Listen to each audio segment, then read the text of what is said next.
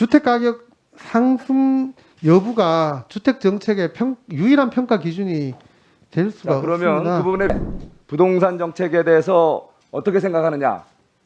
그때 어떻게 답변하셨죠? 부동산 그 가격이 대체적으로 상승기에 현 정부의 어려운 평가를 시기에 높게 하셨죠? 네. 지난 정권보다 굉장히 우수하다. 그렇게 보셨죠? 자, 그러면 잠깐 다시 한번 비교 좀 해봅시다. 우리 지난 정부, 이명박 정부, 박근혜 정부와 문재인 정부 3년간의 주택 가격 변동 상황을 보면은 저 화면에도 나오고 여기 저 표도 있습니다. 자,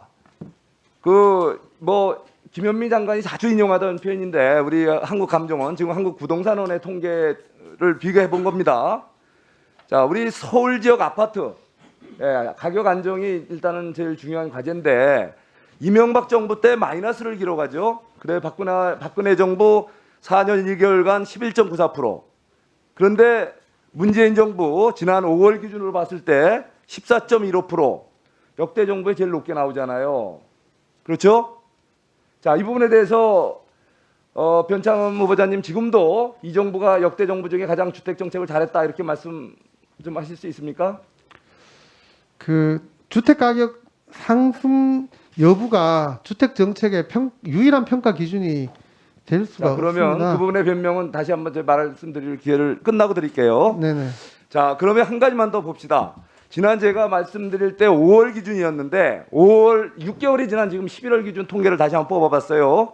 그랬더니 그 사이에 서울 지역 아파트가 퍼센트 포인트로 2.09%가 또 늘었어요. 이거는 문재인 정부 전국 아파트 가격 상승률 3년간 1.71%보다도 더 많은 6개월 사이에 또 서울 지역 아파트가 이렇게 폭등을 했어요.